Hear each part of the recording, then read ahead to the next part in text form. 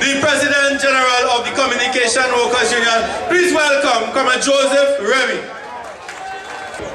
Some of the issues that I wish to address include: 1, the poor infrastructure with respect to the provisions of universal telecommunication services to this nation. 2, the haphazard development in the information communication technology sector with no clear policy direction with respect to regulation, access, nor content. Postal workers continue to work under substandard terms and conditions under the exploitative hands of foreign controllers. Banks continue to make obscene profits while having excessively high liquidity.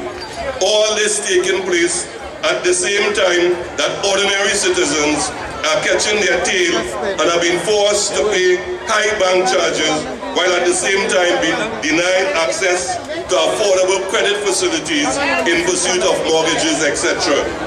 We are allowing banks to pauperize the working class with impunity. Comrades, the previous government and now this government seems intent on destroying the credit union movement. We must remember that this is the only financial services sector that is wholly owned and operated by ordinary citizens of Trinidad and Tobago. This sector has proven to be a tremendous success with a membership of over 500,000 plus an asset base of over $5 billion.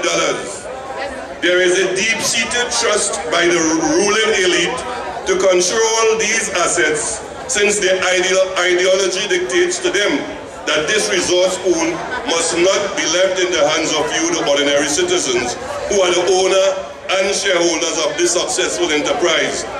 We must be prepared to fight to the bitter end to ensure that they do not get their hands on 1 cent of ordinary people's money, because we see what they can do when that happens. The labor movement does not want the PM to fear us. We demand that the PM must respect us. The labor movement does not want the PM to fear us. We demand that the PM place us, as promised, at the center of the nation's development, working side by side to build a productive nation where social justice for all will prevail. Until and unless that is realized, we can guarantee the PM and the People's Partnership that there will be no damn industrial peace in Trinidad and Tobago. The Prime Minister and the People's Partnership government must remember that in 2010, we voted against governance by arrogance. We shall start the fight back now, Faizabad. We demand that the government adhere to the workers' agenda. We shall build on our political stocks to ensure social justice and equity for all. Long live the Communication Workers Union. Long live the Progressive Trade Union Movement. Forward ever, backward never. Enjoy the balance of your Labor Day, Faizabad. Comrades, what the hell is taking place in this country? We talk about a free press, but it seems that we now have terrorists employed by the state to terrorize workers in the media.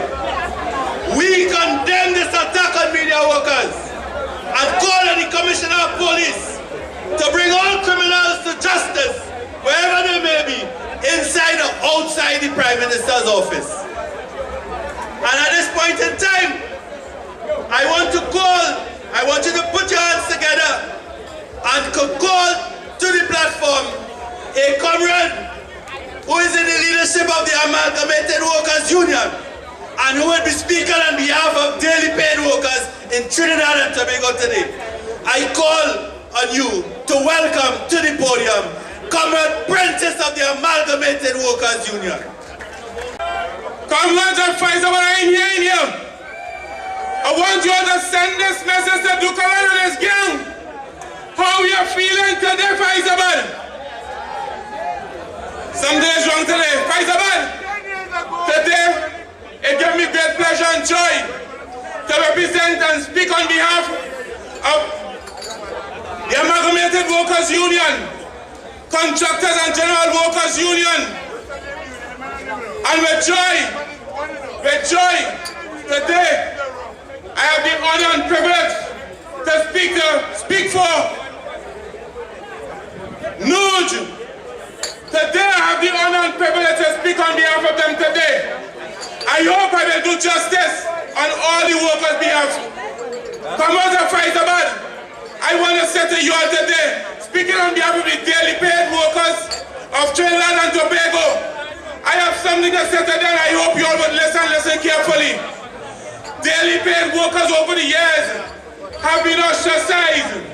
Daily paid over the years have been marginalized.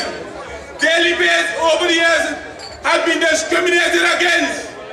Today I call on all daily paid workers across the spectrum, be it whether from CPEP, URP, UTT, contractors, amalgamated NUJ, WASA. I call on these workers to unite and speak in the same voice. No to the 5%. No to the 5%. We must say to Dukaran and his gang, we will not accept, we will not be prepared to accept the 5% off on the table at this time. I want to say to the workers of the Daily Paid Union what 5% represents. 5% represents today. We have workers in the bargaining unit working for $166. And we must understand what 5% represents. That is 80 and 60 cents an hour.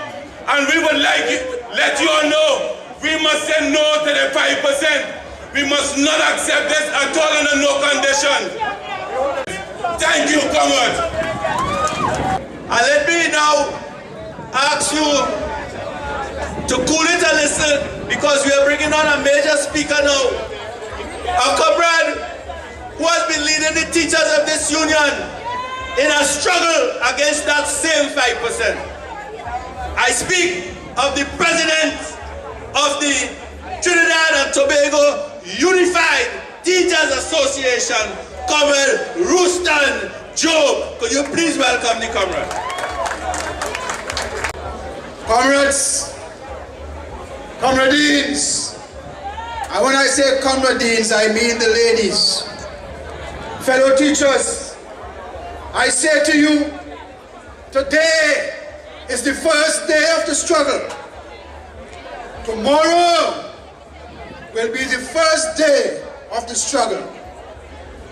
Next week will be the first week of the struggle.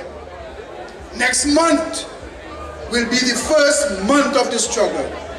And next year will be the first year of the struggle. So I tell you, comrades, we must never get weary. We must never surrender at this time. No justice for workers, no industrial peace. Comrades, such is the will of us workers of Trinidad and Tobago who hold the reins of power. We love our country, and we shall continue to labor to ensure a better Trinidad and Tobago. Comrades, workers, we the workers have a great role to play, and I am very confident that with our joint trade union efforts that is growing from strength to strength each day, I can assure you that we, the trade unions and workers in Trinidad and Tobago, will make a massive difference. Give yourself a round of applause. Long live the workers of Trinidad and Tobago, and long live the trade union movement of Trinidad and Tobago. I thank you very much. We want to call the president of the Estate Police Association, Comrade Edison Monroe, to address you. Comrade Monroe. Mr. Chairman, heads of trade union gathered here today, comrades, brothers and sisters. I bring greetings from the Estate Police Association to those who labor. Today is a historic day for the association because we are here under our own banner, making our presence felt and sending a strong signal to the employees in the security industry that security officers are no longer prepared to work as slaves. No longer would we stand idly by and be exploited, abused, and placed to work in conditions are not OSHA compliant. Today, we demand a call on the Minister of National Security to bring proper legislation legislation to regulate the industry. Bring legislation that will force errant employers to comply with best international standards. We call on the Minister of National Security to ensure that there is consultation with the State Police Association before any legislation is introduced. We make this call amid rumors that the Minister of National Security has a draft document titled Private Security Act that they have sent to employers for their comments. However, today the document has not been sent to the State Police Association for consideration. We have observed with interest the attempts to form the Private Security Network Commission without representation from our association. This kind of disrespect must stop, ladies and gentlemen. Security officers will not tolerate that anymore, that level of disrespect. Long live the labor movement. So no justice for workers, no industrial peace. How much we say thank you for being